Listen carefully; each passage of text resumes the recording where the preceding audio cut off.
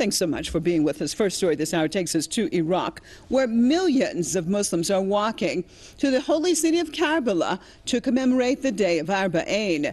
20 million pilgrims, among them some 2 million Iranians, are estimated to be taking part in the annual march, which is seen as a show of unity. Arba'in marks 40 days after the martyrdom anniversary of Imam Hussein, the grandson of Prophet Muhammad.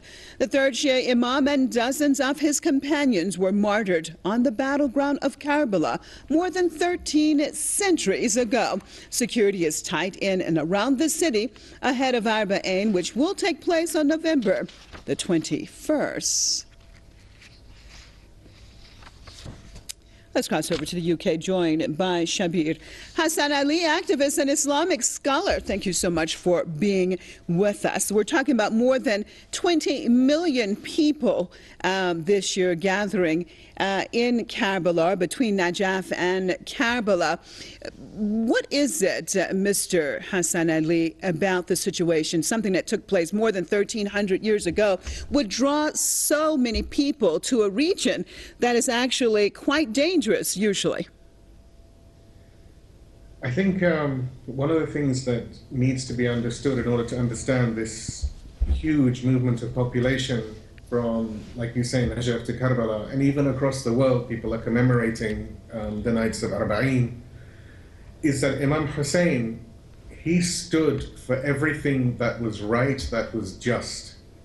And the stance that Imam Hussein made was such that it's like an eternal stance. It was not a stance that only happened in 61 AH or 680 AD, and then khalas, it's finished.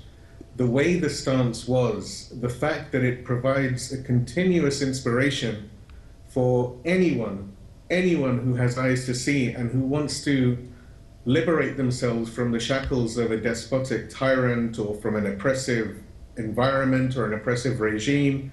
Even people who are going through, and as you know, in this part of the world, we have a lot of people with psychological issues, depression, all of this stuff. Imam Hussein, his message, his stance, his entire story, the epic of Karbala, it moves people right inside in the heart.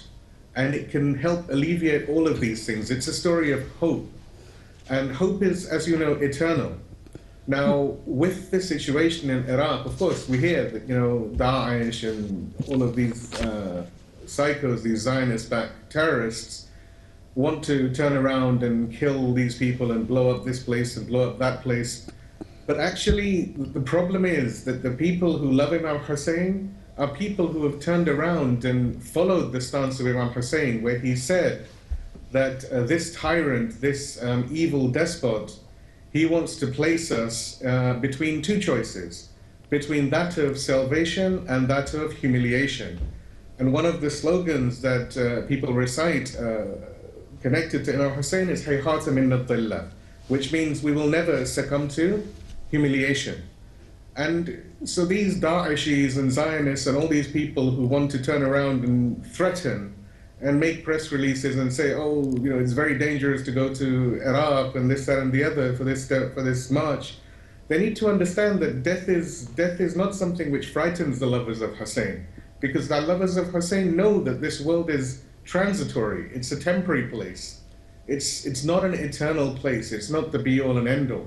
And so they move through, and standing against a tyrant, standing against evil, and standing with your head held high is a huge honor. And it's the honor of those who follow that line of Hussein, even if they don't necessarily know it's the line of Hussein.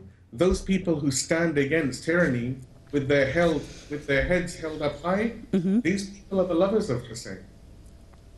Mr. Hassan Ali, we look at Imam Hussein almost 1,400 years ago. One of the things that he said to, of course, the tyrant of the time is that a man like me can never follow a man like you, basically drawing the line between what is right and what is wrong, and standing up, of course, for what is right and against the wrongdoing. And if we look at today's current world, it appears that it never was that message so needed to be reiterated.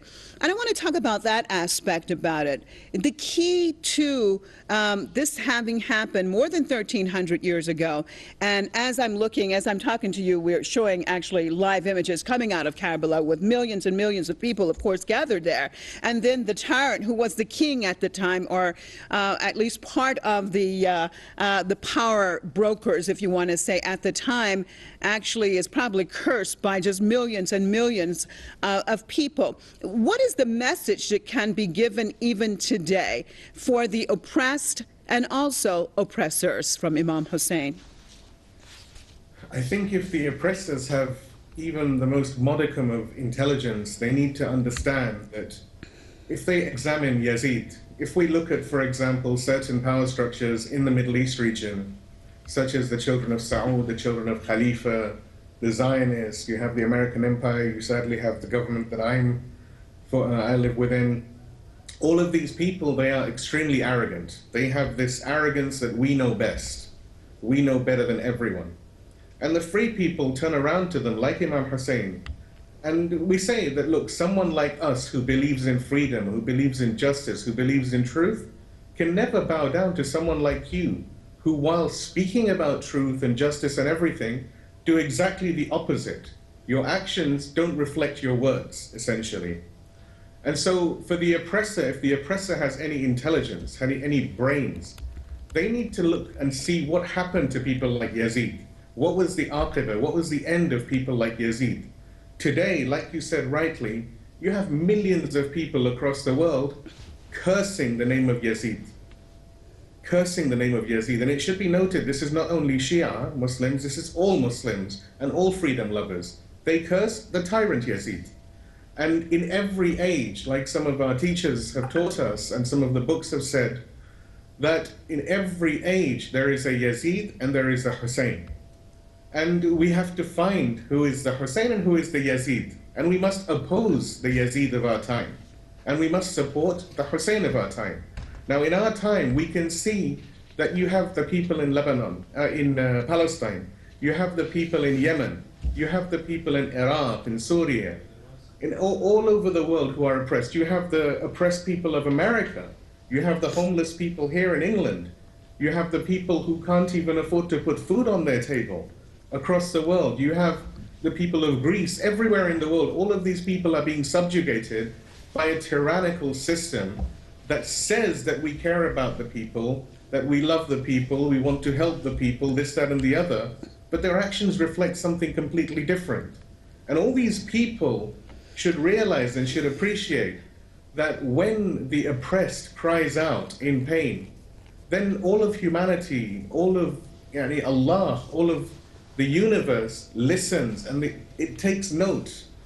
And all of these tyrants in the past have been forgotten. And these tyrants of today also will be forgotten and left in the books of history like a blip. The children of Saud, yes, they've had a few years of oppression, less than 100 years even, of causing the oppression that they have. The children of Khalifa, the same thing. The Zionists, the same thing. These are all infants, essentially. If you look at them in the whole scheme of things, these are tyrants who haven't been around for very long. Even America. America is not a very old country. It's not a mature country in terms of its government. It's built on stolen land. Of course, we know that America is built on the oppression and mass murder of the natives of America. Just like the Zionists have built their country, their illegal entity, on the broken bones and on the blood of the Palestinian people. So, and the Saudis, as we know, have done the same thing and are trying to do the same thing in Yemen. They want to impose their puppet. All of these tyrants should reflect and should say that, hold on a minute, if we don't resolve ourselves, if we don't stop this oppression genuinely, we're actually going to be the losers. We might think we're winning. We might think, yes, we are big and we are powerful and we have this, that, and the other. But actually, what matters is how history remembers someone. Okay. Adolf Hitler probably thought he was a lovely person and was doing the right thing for Germany. But right now he's a cursed individual because he killed many, many people. All right. Thank you so much. I would love to talk. talk to you more, but we're out of time. Appreciate you being with us. Mr. Shabir Hassan Ali, activist and Islamic scholar out of the UK.